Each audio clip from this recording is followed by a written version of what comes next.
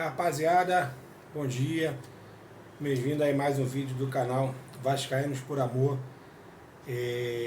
Passando aí, pedindo para vocês compartilharem, se inscreverem no canal, deixar o like. Quem puder também comentar aí, fica à vontade do nosso conteúdo aí, para ver o que vocês estão achando aí do conteúdo do canal. Galera,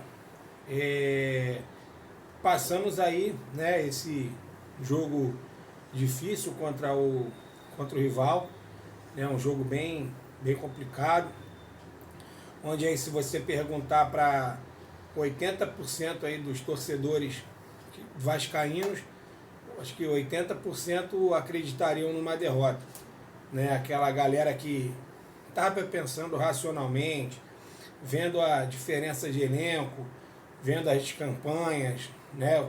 O rival vinha de um 6-0 e o Vasco vinha de uma derrota por 2-1 para o Ceará, né? Uma derrota até meio que inexplicável pelo comportamento do time no primeiro tempo.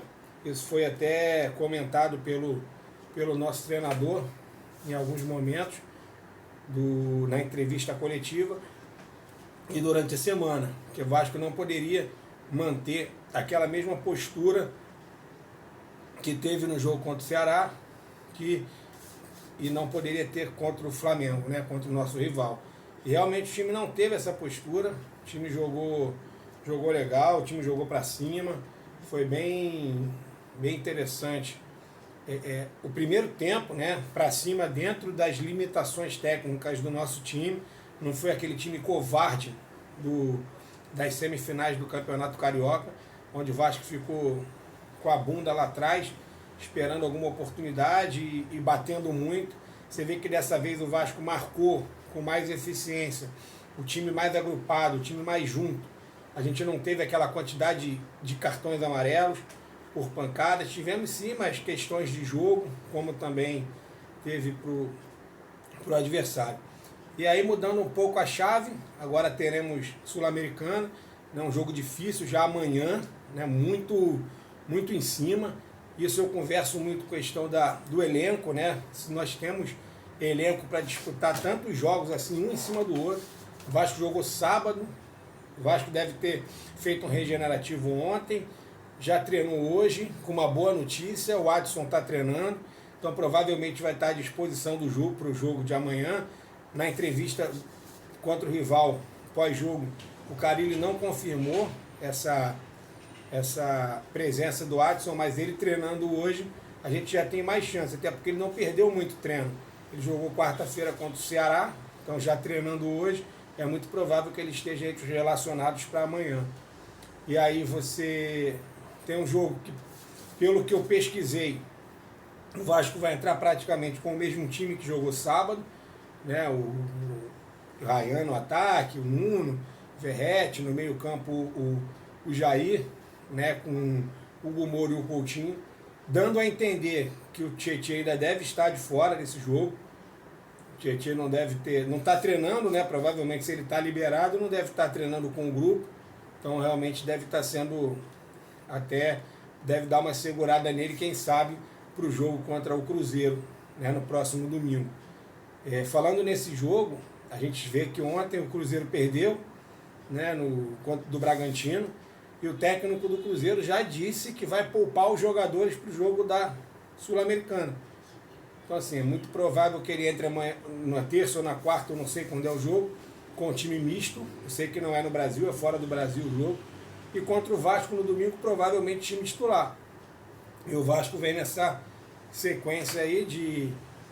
Vamos pegar o Lanús amanhã, tem o domingo Cruzeiro, e na próxima quarta-feira, se eu não me engano, dia 1º, né, a gente já tem o jogo contra o Operário, pela Copa do Brasil. E depois, no outro domingo, já tem o Palmeiras em Brasília. E aí depois, se eu não me engano, o Vasco pega o Vitória, lá na Bahia. Então, assim, olha a sequência de jogos complicados, jogos desgastantes fisicamente, jogos onde o Vasco vai viajar muito. O Vasco vai para Minas, depois o Vasco vai a Ponta Grossa, depois o Vasco vai para Brasília, depois o Vasco vai para Bahia. só depois que volta para o Rio de Janeiro. Então, assim, uma sequência bem pesada de viagens, desgastes, falta de treinamento. Quer dizer, o time, no meu ponto de vista, acredito que o Carille ainda continue pressionado. Eu acho que não foi esse resultado contra o rival que vai livrar um pouco ele, até porque o Léo Jardim foi o destaque do jogo. Se não fosse o Léo Jardim, o Vasco poderia ter perdido aí, ó. Vamos botar aí. Tudo bem, o Vasco teve a chance na trave do Paulo Henrique, sim. E teve a do Nuno, sim. Poderia ter feito 2 gols. Teria que ser uma eficiência muito grande pela quantidade de chances que o Vasco teve claras de gol, né? E fazer 2 gols. Agora, o rival teve muita chance. Então, de repente, poderia ter perdido 3-1. Não seria nada injusto. E, de repente, a gente não estaria falando como alguns, que melhorou e saiu aquela pressão de cima do Carille. Na minha opinião, não. Se você analisar o jogo friamente, o rival teve muito mais oportunidades de gols do que a gente, oportunidades claras. Se não fosse uma tarde iluminada do Léo Jardim, provavelmente o Vasco teria perdido o jogo. Com muita sorte, teria feito 2 gols e teria tomado 2. Poderia ter sido um empate de 2-2 também, mas aí com o rival tendo muito mais chances. Isso é normal, pela diferença de elenco, né, pela qualidade do nosso adversário, mas também não foi essa Coca-Cola toda, não foi essa melhora toda em questão de desempenho e resultado. Eu acho que o resultado foi melhor que o desempenho, tirando o primeiro tempo que o Vasco competiu demais, né? Quem sabe, se nós tivéssemos um elenco qualificado para as mexidas no segundo tempo, o Vasco manteria o ritmo do primeiro tempo. O problema é que no rival entrou Pedro, entrou Plata, entrou Cebolinha, e no nosso time entrou Alex Teixeira, entrou o Zuccarello, que está subindo agora da base.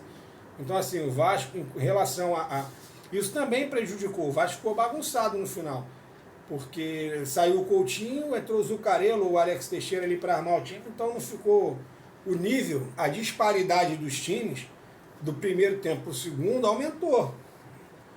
Se já tinha um desequilíbrio no primeiro tempo, no segundo, com as substituições, o nível do rival aumentou um pouco em cima do Vasco. Então, com certeza, era normal essa diferença aí no segundo tempo, que eles jogassem melhor.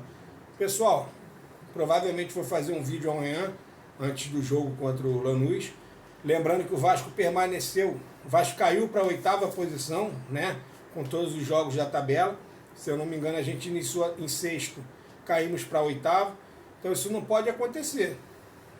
Contra o Ceará, se o Vasco vencesse, poderia ser líder do campeonato, dormiria na liderança. Hoje o Vasco já é 8º. Então, assim, expectativa contra o Cruzeiro, uma expectativa baixa, né? Apesar que o Cruzeiro também está numa draga danada, perdendo jogos pra caramba. Ganhou do Bahia, porque o Bahia também não estava, parece, com o time completo. Mas temos que tomar cuidado, porque se perder para o Cruzeiro, depois tem o Palmeiras. Tomara que o Vasco pelo menos faça 4 pontos nesses 6, porque se fizer 2 vai ficar complicado, se fizer 0, complicado demais, se fizer 1. Então, assim, eu acho que o Vasco tem que fazer pelo menos entre 3 e 4 pontos nesses próximos 6 aí, para que a gente se mantenha ali entre os 10 primeiros, até porque o campeonato está muito equilibrado. Galera, peço aí se vocês podem compartilhar, se inscrever no canal, comentar, ativa o sininho aí para receber os próximos vídeos. E um abraço, até a próxima.